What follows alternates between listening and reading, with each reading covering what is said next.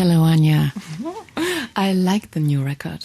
Thank you. I know it since Tuesday, but I have to tell you that for Germans at least, the title is not so easy to understand name, because I thought, is it a phrase? Is it a common term to be an unrepentant Geraldine?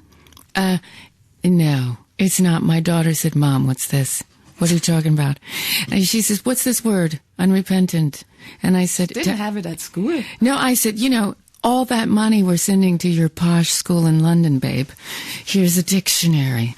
Unrepentant, being a minister's daughter, of course, you hear all your life to repent, repent, repent, and to pray for all the sins that you haven't even done yet, but you're just even thinking about.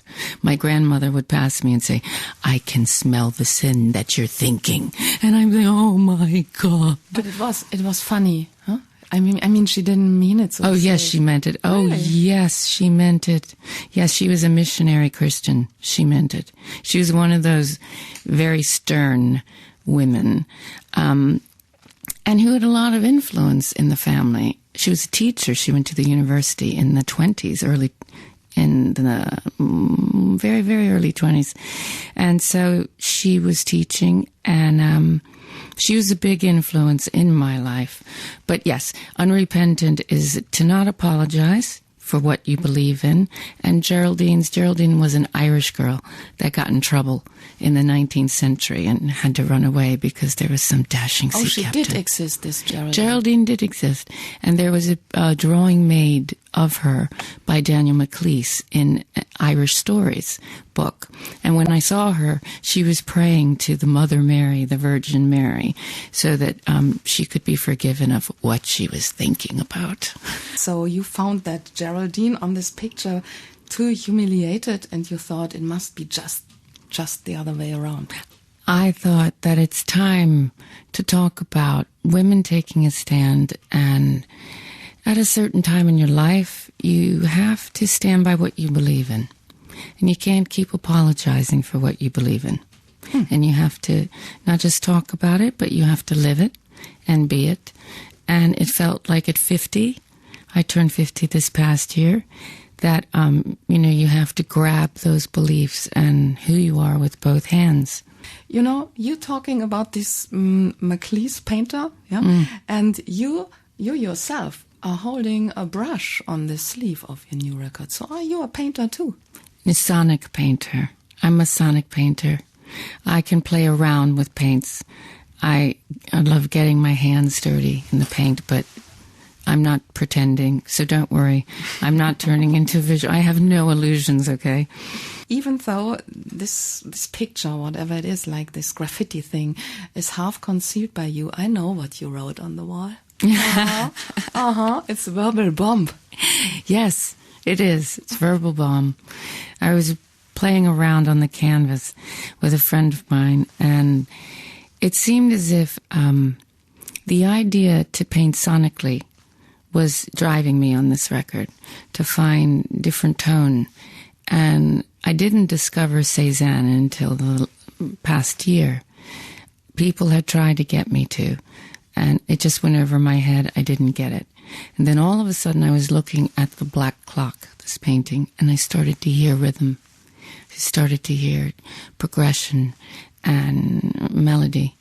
And for the first time, I could hear when I looked at Cézanne's paintings. When I can hear music, when I look at a painting, I know that I'm getting something.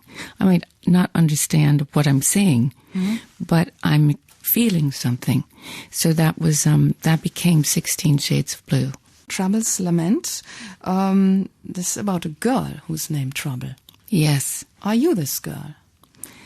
I've been that girl at different times in my life.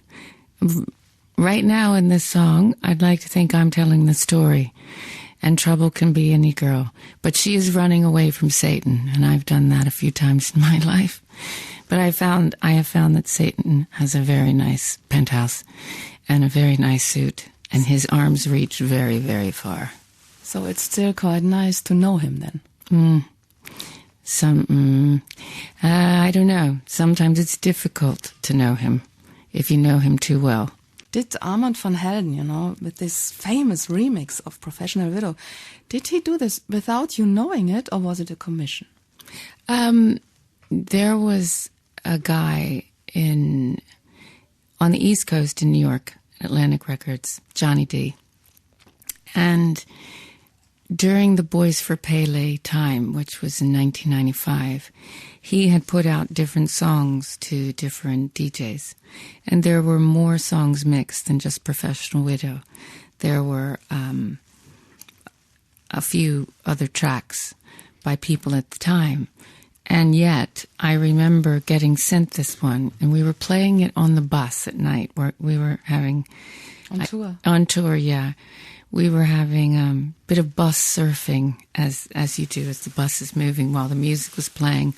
And it was just one of those moments where I remember hearing it for the first time, being on the bus and thinking, wow, what an amazing job he did. Oh, so you liked it immediately? Oh, yeah, I thought he did an amazing job. You could have taken a turn into disco music after that. Well, to be honest with you, I think that really has to be in your soul. I think music, for it to really work on a long-term basis, that it needs to be something that just stirs you, moves you so deeply. And I think that kind of music really does move people. Dance music is something they live, it's their air. They live and breathe it. And for me, I've tried different styles through the years, different kind of structures. That always fascinated me, sonic architecture. You are moving to music, so I could imagine when you go dancing, or maybe a private party, is there a song which you always request from the DJ? A song which makes you dance? That's funny. Yeah, I'm sure I'd have to think about it, but I think I really liked Motown music. There was a time when I was growing up when you could get me off the floor with Marvin Gaye or just some great Motown. It was something stirring, it was exciting about it, passionate about it. But it could work nowadays too. I think so, yeah. You could get me up. But you're not going to dance often? No, My daughter and I had this conversation, no sliding down tongues, no going up poles, Mom, on tour, and no interpretive dance, and hemline, no, not too short, not too much skin, and we're good. Why? She thinks you would make a joke of yourself. No, she's funny. She's British, she's funny. She's taking the piss, as they say, a bit there. But I think as she's saying, look, you're my mom, and you're just be cool. You're cool as you are. You don't need to try and be 22. How old is she? 13. She's the teenager, not you. I mean, she's right, huh? Yeah, right, exactly, yes. Are you still driving Saab? You know it, Anja. I still have that Saab. This old one? It's turquoise. You can't get an aqua car. It's gorgeous turquoise, and it's a turquoise convertible Saab. And Saabs are done now. So. Oh. But it doesn't break down, hopefully. No, it doesn't break down. I mean, husband found a way to, I think, make sure that I could preserve it. I think he knows I love it. So he's always making sure that it makes its MOT, that it passes inspection. Crazy color. Did you paint it like this? No, I got it like that. I remember seeing you play in Berlin the day after Kurt Cobain's death in 1994. It was in a church, and you played this Smells Like Teen Spirit, and it was so moving. And I don't know if you remember this. I mean, you gave concerts, thousands of them afterwards. No, I remember that one very well. The shock that everybody was going through. And then after playing the church with Teen Spirit that night, we went to Ireland soon after that and played. I played a combination of American Pie, So the Day the Music Died, and I was going into Teen Spirit, and I was hearing 2,500 voices singing along the whole thing with me. In perfect pitch. In Ireland? In Ireland, in perfect pitch.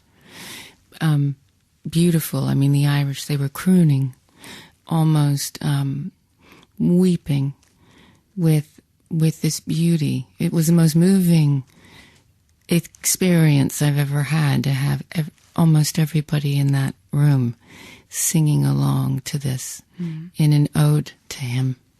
I remember something else from this special concert, because you do all these crazy moves around your piano when you are live. I mean, sie ist ja wirklich ganz wilde Bewegungen macht sie, wenn sie an ihrem Flügel ist. Und ich weiß noch, I remember my boyfriend, he couldn't take his eyes off you, and he was always saying, "Oh, she moves so sexy. She's wiggling it. Wow, crazy." And I was like pregnant. 3 weeks later, I got my first child. I had even, I labored to come up to the balcony. I was sitting like this, and he was always saying, "Oh, look at her. Oh, wow. Oh, she's rocking the piano." And I was like, okay. Oh, well, Anja, so I was inspired by some of the great guitar players. Jimi Hendrix, Prince, Jimmy Page, but Robert Plant as well as a performer. And for so long in my life, I was hearing as a teenager that women playing the piano, that I don't know, people had a picture of it. And I began to really rebel against this concept that being a piano player for a woman in contemporary music, you weren't able to put your hands on a voltage, 220 voltage of frequency, fire, and to play like that piano's on fire. And I was always moved by the piano, so I thought, right then, I studied these guys, I get the moves, I know what they're doing, and ultimately they're moved by the music. They let it take over their being. So I began developing when I was 13 the way that I played piano, and sometimes now I have a few keyboards on my left and my right, and you just have to ride that bull. You just ride it. When you played on Tuesday night at the Grand, you hit your piano. Also da hat sie ihr Klavier immer so geschlagen. Ja? It sounded very good, like a bass drum. But I wondered if the Bösendorfers don't get böse if you do this. The Bösendorfers are pretty strong. They're strong babes. They know they're loved. They have a very good life, trust me. They're treated really lovingly. But it's not as if I have big hands or a hard hit. So it's a rhythmic gesture, as some guitar players do, when they knock the wood on the guitar to make a sound. It's live, 1994, Trinitatiskirche in Berlin. Tori Amos. Is this Berlin?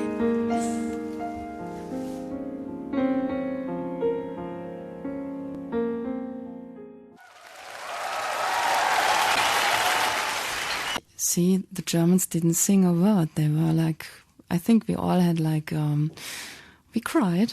It was a very emotional night that night.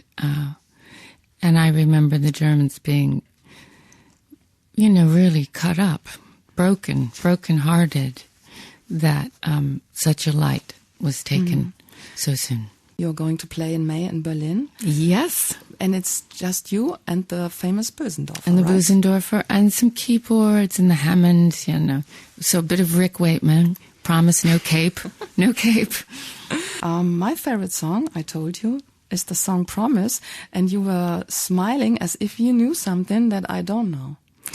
Well, the girl singing on it, it's a duet between me and my daughter, Tash. So she's 13. And I didn't hear that. I thought it was you all the time. Oh, no. She and I are going back and forth singing. So she's the one that has the soulful thing, and I'm the one that sounds like the fairy on crack. So that's fine.